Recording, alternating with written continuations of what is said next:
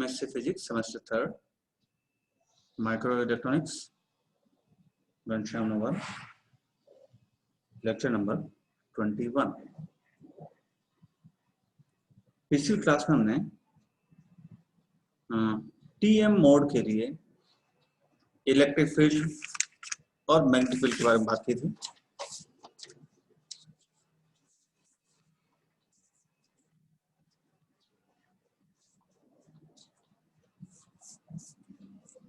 Electric field का जो variation है डिस्टेंस के साथ इससे हो रहा था। ये वेवगाइड है, यहां से लेकर यहां तक डिस्टेंस a, यहां से लेकर यहां तक distance b। X component of electric field magnitude यहाँ सबसे ज्यादा, यहाँ 0, यहाँ सबसे ज्यादा, इसमें फेज अपोजिट। और y डायरेक्शन में अगर हम चलें, y एक्सिस कर लो, तो इलेक्ट्रिक फील्ड यहाँ 0, यहाँ 0 और सेंटर पे मैक्सिमम। इलेक्ट्रिक फील्ड का y कंपोनेंट x डायरेक्शन में चलेंगे, यहाँ 0, यहाँ 0, सेंटर पे मैक्सिमम a/2 पर। और इलेक्ट्रिक फील्ड के y कंपोनेंट का y एक्सिस का अलोंग जो वेरिएशन है, सेंटर पे 0, यहाँ मैक्सिमम। इलेक्ट्रिक फील्ड का जो z कंपोनेंट है वो x एक्सिस के अलोंग हाफ वे वाला वेरिएशन शो करेगा, सेंटर मैक्सिमम इधर उधर कम। और y एक्सिस के अलोंग भी हाफ वे वेरिएशन शो कर रहा है, सेंटर पॉइंट पर मैक्सिमम, दोनों पॉइंट पर 0। इलेक्ट्रिक फील्ड का x कंपोनेंट और इलेक्ट्रिक फील्ड का जो y कंपोनेंट है वो दोनों सेम फेज में होंगे। तो अगर वेव प्रोपगेशन हो रहा है इस डायरेक्शन में, तो हम ऐसे शो कर सकते हैं, इलेक्ट्रिक फील्ड का x कंपोनेंट अगर यहाँ मैक्सिमा है तो इसी पॉइंट पर इलेक्ट्रिक फील्ड का y कंपोनेंट भी मैक्सिमा होगा। इसका क्या मतलब हो गया कि ये अगर हमारा z डायरेक्शन है, ये अगर z डायरेक्शन है और इलेक्ट्रिक फील्ड अगर ये वाला है, तो magnetic field E cross B wave propagation direction हो जाएगा। और इलेक्ट्रिक फील्ड का x कंपोनेंट और y कंपोनेंट का फेज एंगल सेम होगा। x कंपोनेंट अगर मैक्सिमा तो y कंपोनेंट इस डायरेक्शन में भी मैक्सिमा होगा, और z कंपोनेंट में और इसमें π/2 का फेज डिफरेंस है। और फील्ड का जो इंटेंसिटी वेरिएशन या लाइंस ऑफ फोर्स हम शो करना चाहें तो इस तरह से हो रहा है। इलेक्ट्रिक फील्ड की लाइंस ऑफ फोर्स और ये इलेक्ट्रिक फील्ड की लाइंस ऑफ फोर्स, अगर हम साइड व्यू देखें, साइड से देखें, इलेक्ट्रिक फील्ड की लाइंस ऑफ फोर्स इससे शो कर रहा है। अब दोनों को कंबाइंड करें। एक हमने देखा था मैग्नेटिक फील्ड की, इसके लिए मैग्नेटिक फील्ड की लाइंस ऑफ फोर्स थी इस तरह से। सामने से देखेंगे तो मैग्नेटिक फील्ड की लाइंस ऑफ फोर्स इस तरह से लाइंस ऑफ फोर्स होंगी क्लोज लूप में, छोटा लूप बड़ा लूप। और ये जो फील्ड इंटेंसिटी का वेरिएशन है वो ऐसा चेंज हो रहा है। ये ग्रीन लाइन यहाँ 0, या मैक्सिमा, या मैक्सिमा, और एक्स एक्सिस के अलोंग देखेंगे तो यहाँ मैक्सिमा, दोनों पॉइंट पर 0। अब ये मैग्नेटिक फील्ड की लाइंस ऑफ फोर्स और ये वाले इलेक्ट्रिक फील्ड की लाइंस ऑफ फोर्स दोनों को कंबाइन कर दें तो ये इफेक्ट आएगा।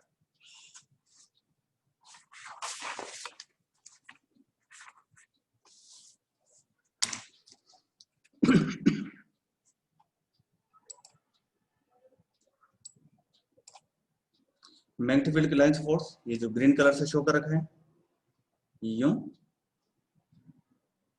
और इलेक्ट्रिक फील्ड की लाइंस ऑफ फोर्स यहाँ से चल रही है, ये यहाँ ब्रेक नहीं हो रही, ये क्लोज लूप में है। साइड से देखेंगे तो यहाँ से यूं चल रही है, अंदर चली गई, यहाँ अंदर गई, अंदर जाके वापस ये यहाँ मिल रही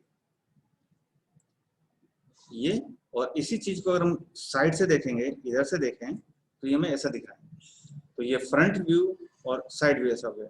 मैग्नेटिक फील्ड की लाइंस ऑफ फोर्स सेंटर पे की तरफ आ रही है, सेंटर की तरफ आ रही है, ये सेंटर की तरफ आ रही है और अंदर की तरफ जा रही है, यहाँ ये अंदर की तरफ जा रही है।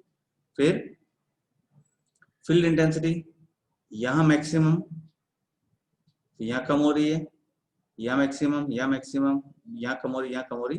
तो फील्ड इंटेंसिटी का वेरिएशन ऐसा हो रहा है। अब इन पैटर्न को अपन कैसे और रीड कर सकते हैं।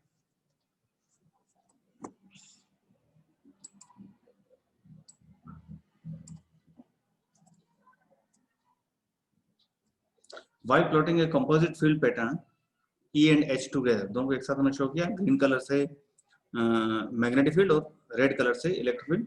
EX, EY, HX, HY all are transverse field components are in phase।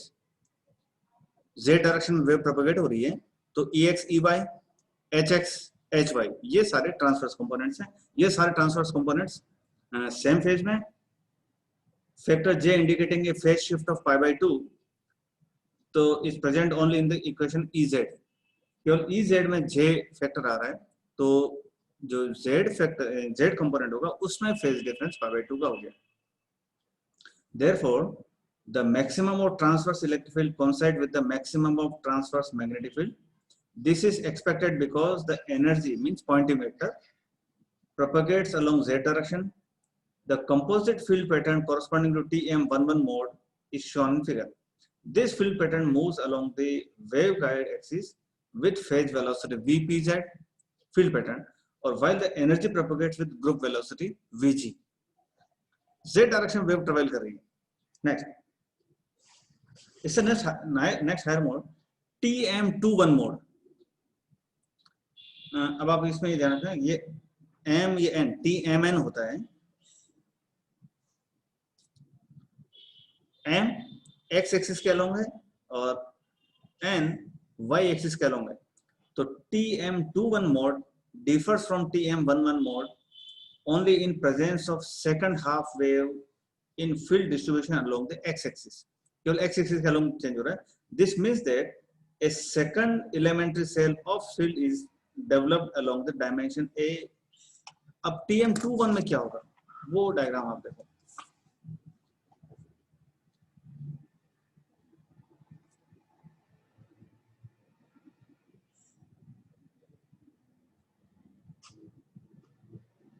ये दो लूप बन गए ग्रीन कलर में, ये हो रहा है और ये ग्रीन कलर की लाइंस ऑफ फोर्स इससे होगी. और फील्ड पैटर्न कैसा हो रहा है, एक्स एक्सिस के अलोंग अगर हम चल रहे हैं, इधर चल रहे हैं, तो ई वाई कंपोनेंट एक कंप्लीट वेव, दो हाफ साइकिल में एक कंप्लीट वेव, तो ई वाई ये वाला हो,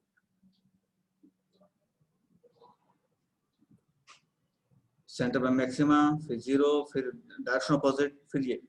तो यहां से लेकर यहां तक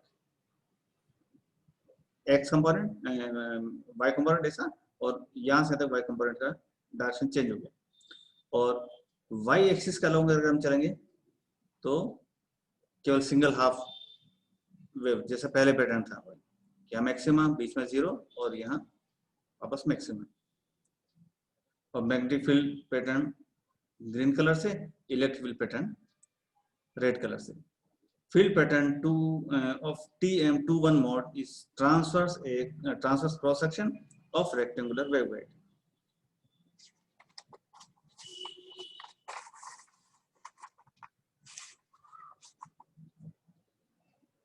The TM22 mode features 4 elementary field cells as shown in figure. TM22 mode हो गया, इसको y एक्सिस के अलोंग भी दो और x एक्सिस के अलोंग भी दो हो जाएंगे.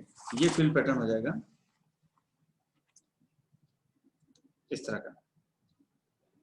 ये circle green colour close loop clockwise, ये लूप एंटी क्लॉकवाइज, ये लूप क्लॉकवाइज, ये loop anti clockwise, green colours. और इलेक्ट्रिक फील्ड की लाइन ऑफ फोर्स यहां से इधर जा रही है, यहां से यहाँ इधर, और यहां से इस तरफ जा रही है.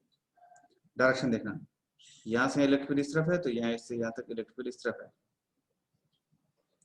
और जो वेरिएशन है इलेक्ट्रिक फील्ड का मैग्नीट्यूड का, वो दो हाफ वेव यहाँ और दो हाफ वेव लेंगे 2m22.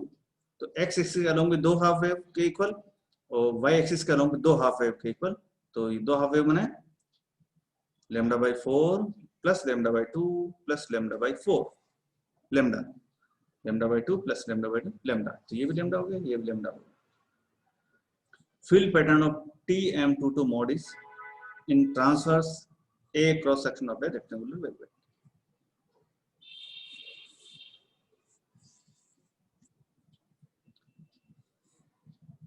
The field distribution characteristics. These subscript indicate the number of half wave variation experienced by a field along each axis, or the number of elementary field cells along the respective sides of the cross section of a rectangular waveguide. तो ये जो M और N हैं वो क्या show कर रहे हैं, ये कर रहे हैं.